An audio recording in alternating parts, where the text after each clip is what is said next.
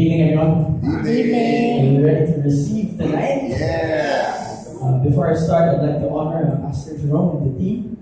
Thank you so much. I was here 5 years ago, and Pastor Jerome is so funny because ang galing niya mag-vision cast. 5 years ago, he goes, Mark, you see this, all these empty lots. Someday, Clark is gonna boom, and it's gonna explode. There's all these buildings here, and honestly, I just said, wow, that's good.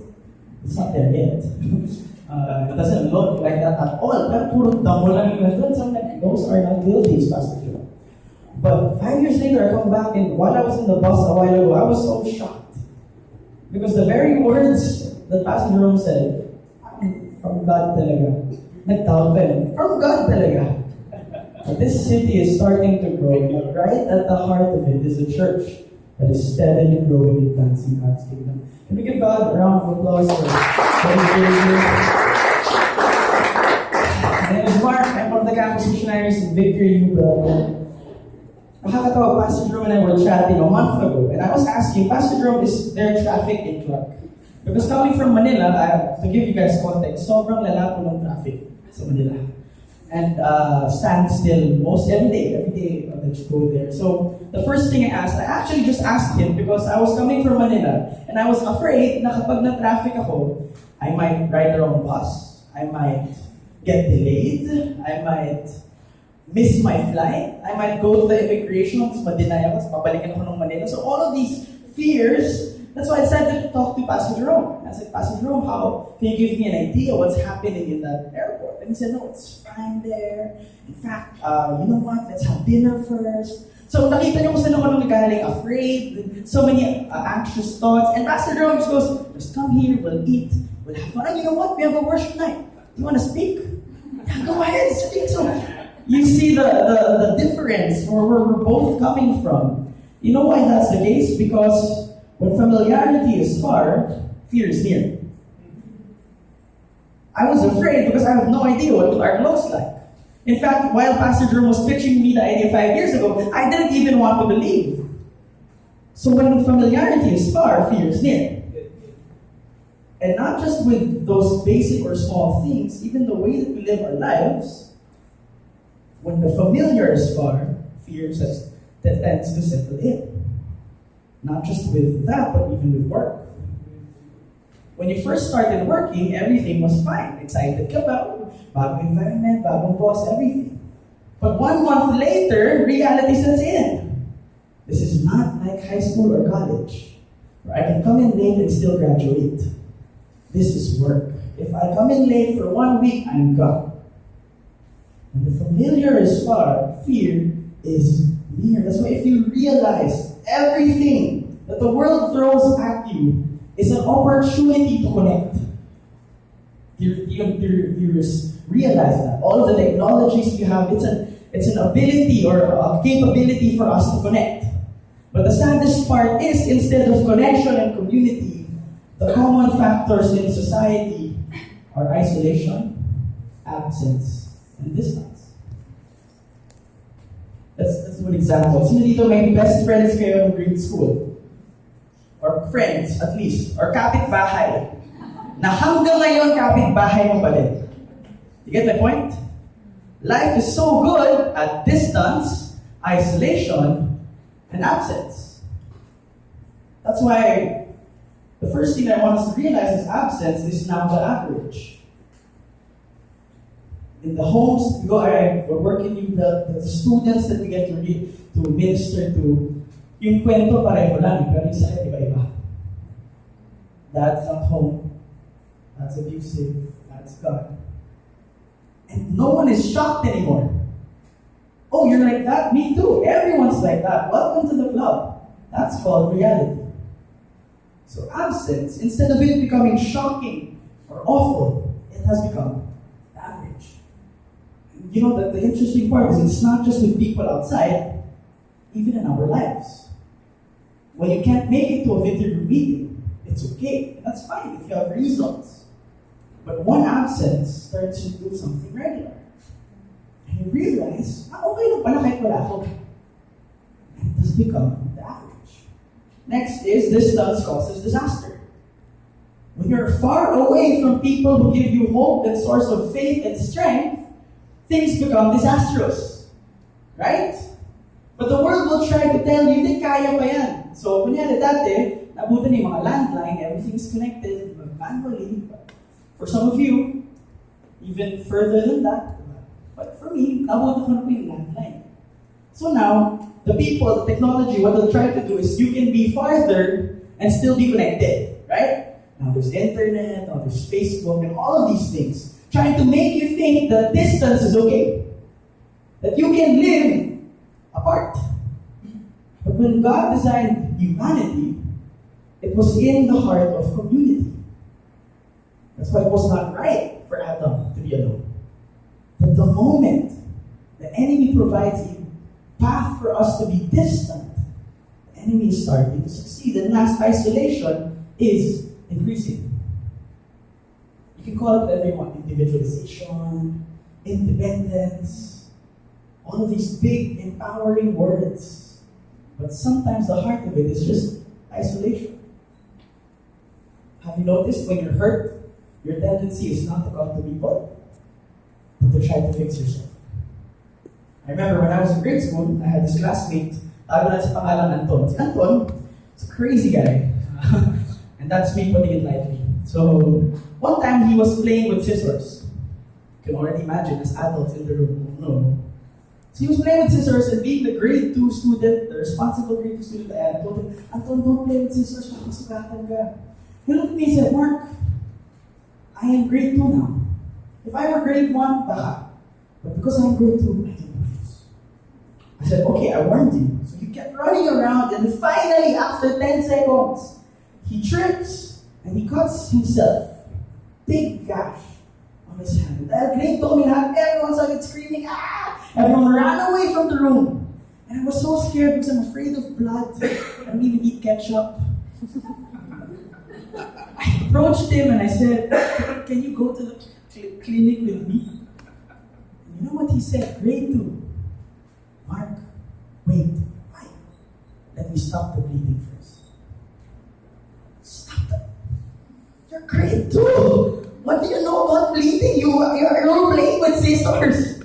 What's wrong with you? But you know the funny part is, as adults, we behave the same way. The deeper the gash, the better we try to hide it. Seemingly connected because you're in church, but spiritually isolated so that every attack of the enemy hurts. So today, the topic that we're going to have, and hopefully we can receive from the Lord, is the nearness of God. I want to read from Philippians 4, verse 48. It says here, rejoice in the Lord always. I will say it again, rejoice. Let your gentleness be evident to all. Let's read this all together. The Lord is near. Do not be anxious about anything, but in every situation, by prayer and petition, with thanksgiving, present your requests to God. And the peace of God, which transcends all understanding, will guard your hearts and minds in Christ Jesus.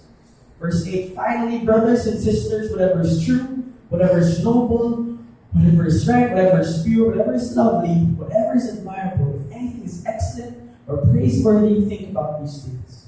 Can I ask everyone to bow their heads as we pray? Panginoon, salamat. Kahit kinakabahan ako at busog. Excited pa rin ako. It's always a privilege to speak your word tonight. Lord, it does not matter who's on stage right now, because as the name on the back says, Jesus will always be the highlight in this church. And today, we're excited to hear from you. In Jesus' name. Amen. Are you guys ready? Yep. Let's go quick, because if not, I will be late for the flight. First thing, what's Paul doing here? Paul wrote Philippians, right? And Paul, as he wrote Philippians, he was in jail. Nagigets nyo ba? Para siyang long-distance relationship with all of the churches. Correct? So that's what Paul was doing. Walang internet, no? So he had to write all of these instructions and send it to these churches so that they can have an understanding of what Paul wanted them to know. Immediately, there's distance, right? But the amazing part is, when you're charged with the Holy Spirit, the amazing part is, even when there's distance, you know how amazing what Paul wrote? Hanggang ngayon, pinag-aaralan pa din natin. So it means the Holy Spirit bridges distance, time, space. Amazing. And what Paul says, the first thing that he says at this part, kasi ito yung last na huling habilin ni Paul. Have you ever encountered that, for example, you're about to leave the house? Ako lagi ko nangyayari sa akin to. Yung mom ko or dad ko lagi pa paalis. O anak. At yung mga HH ko. You know what HH means? Huling habilin. Good job. So ito yung mga HH ko, anak. Okay? O, kalimutan, lock yung door. Ito yung ilaw. Yung LPG, patay mo. So all of these things, they say it at the last part so that you remember. Correct? So at this part of the letter, ito yung HH ni Paul. Sa mga church, sa mga members in Philippians. And the first HH is rejoice always. Look at the person next to you. Is that person rejoicing? Ang napilitan lang. Kasi maliit na yung kwarto, halata. You know what's interesting with the word rejoice, with the phrase rejoice always? It was not just a matter of command, it was a matter of capability. Paul never asked the church something they could not do. Now when Paul commanded the people to rejoice always, remember that this Paul was in prison. So if there was one person who could tell them to rejoice always, it was Paul. Because prison was not the same back then as it was now. And Paul told them, rejoice always. Regardless of situation, upbringing, consequence, experience, rejoice always. So could it be that our rejoicing is not rooted in our experiences or circumstance, but in something else? Yes, that's right. That's the highlight. Rejoice always. And the reason why we can rejoice always, because when you go back to the verse, I will say it again, rejoice, the Lord is near. So for as long as the Lord is near, we can rejoice. So you can speak into your situation right now and say, it may be like this, business may be bad, family may be far away, but I know that the Lord is near. I will rejoice. Yes. And rejoice is not an emotion or happiness. It's a choice. Rejoice is a choice. And it's for us to say, Lord, hanggat malapit ka, masaya ako. Kahit walang-wala na ako. Because the only important part here is that the Lord is near. To be able to rejoice not because of circumstance, but because of His character. And that is why we rejoice. Number 2, evident gentleness. The verse says, let your gentleness be evident to all. The sad part about the word gentleness, we think, when you're gentle, you're weak. Uy, gentlean mo na. But the reality is, when we use the word gentle, it's the ability to show control. Because many people lack control. Therefore, people who can be gentle have enough strength in them to control themselves. Does that make sense? Many parts of our lives are so emotionally driven, we cannot control them. But when the Lord is near, you can tell that person who cut you in the highway, the Lord is near, I will be gentle. When the government isn't going your way, you want to rat everything, you can just say, the Lord is near, I will have evident gentleness. And for those who have spouses, I don't have one yet, but for those who have one, when things get tough, the Bible specifically says that you can be gentle because the Lord is near. Number 3, do not be anxious. We always quote this, right? Don't be anxious about anything, but in everything. But we forget that the context of this verse is towards the Lord being near. So you cannot just throw this verse out to people pag kinakabahan sila.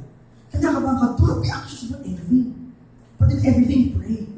You know the wrong part about that verse? We forget to bring them back to the idea that the Lord is near. Good. Because if the Lord is not near, all your prayers and petitions are useless. Do you understand that? Can you imagine this picture of me, nasa swimming pool kayo, sobrang lalim at nalulunod ka. May lifeguard nga, pero nasa kabilang pool naman.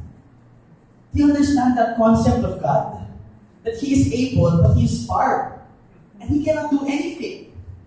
Even if you cry out for help, nothing can save you. But When the Lord is near, maybe you're not even drowning nga eh. Maybe He's teaching you how to swim. You have to understand, you don't have to be anxious anymore. Because the Lord is near. What parts of our lives are we anxious about? I had to repent actually this morning in the bus.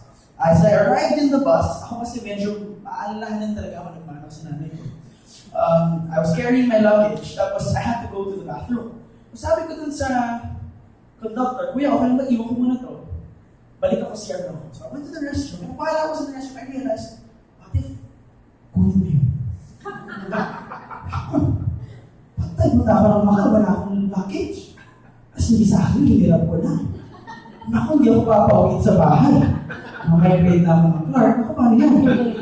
So I realized this is terrible. So I rushed back and I saw the conductor. And I didn't want him to feel like meron akong hinala sa kanya, di ba? So I had to walk slowly. Kunyari, nagsistretching lang. And then sinilin ko, andun pa. Okay, andun pa. Andun pa. Dinagay na. And I realized, why am I so worried? Even if I do lose that, isn't the Lord near? Wouldn't He find a way in His sovereignty for me to be able to keep my luggage? And I felt so terrible, man. Lord, I'm sorry. I've treated you like my other sources of strength, limited. And the reality is, the Lord is near. Do not be anxious. And the interesting part is the word anxious here is not actually anxiety. When you study the Greek word, you study the Greek word, it's actually things you care deeply for. What the verse is trying to say, all of these cares are actually valid. But when the Lord is near, He gets to take care of these valid cares and worries. That is a beautiful picture of the Lord being near your life. Last two, be grateful. Grateful is an interesting term. Why? Because before you get what you want, you are grateful. You see in the verse, can we go back to the verse, Philippians? Sabi niya doon, do not be anxious about anything, but in everything by prayer and petition with thanksgiving. So this person is just about to request, but he's already thankful. And maybe that's the design of gratefulness from the Bible in the first place. You remember when Jesus fed the 5,000? Remember that story? What did Jesus do? When He asked the disciples, may pagkain ba dyan? That's reality. I could relate to that in you. That's usually the question. You have thousands of students, and the question they would ask you is, may pagkain ba dyan? So I can relate to this story. They find a boy with just 2 loaves, about 5 fish. And then he goes, what did Jesus do? Can we read that verse in John, verse 8? Another of His disciples, Andrew, Simon, Peter's brother, spoke up. Here's a boy with 5 small barley loaves and 2 small fish, but how far will they go among so many? Jesus said, have the people sit down. Interestingly enough, when people worry, Jesus asked them to sit down. What an amazing picture. Isn't it when people worry, you tell them to panic? You don't even have to tell them, it's instinct. But when everything wasn't going their way, Jesus told them to sit down. Amazing. There was plenty of grass in that place, and they sat down. Jesus then took the loaves, gave thanks, and distributed to those who were seated as much as they wanted. He did the same with the fish. Before Jesus gave to everyone and made the miracle, He gave thanks. When the Lord is near, we have every reason to be grateful.